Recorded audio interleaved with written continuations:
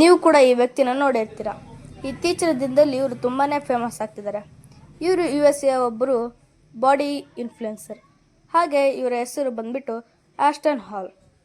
ಇವರ ಕಾಪಿ ಅಂದರೆ ಇವರ ಫೇಕ್ ವರ್ಸರ್ ಕೂಡ ಒಬ್ಬರು ಇದ್ದಾರೆ. ಅವನ ಹೆಸರು ಬಂದ್ಬಿಟ್ಟು ಯೋಗೇಂದರ್. ಇವನು ನಮ್ಮ ಇಂಡಿಯಾದಾತ.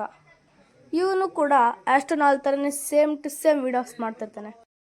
ಆಗ ಆಸ್ಟನ್ ಹಾಲ್ ಇವರ ವೀಡಿಯೋಗಳನ್ನು ನೋಡಿ ಕಾಮೆಂಟ್ ಬಾಕ್ಸಲ್ಲಿ ಇವರಿಗೆ ಕಾಮೆಂಟ್ ಮಾಡ್ತಾರೆ.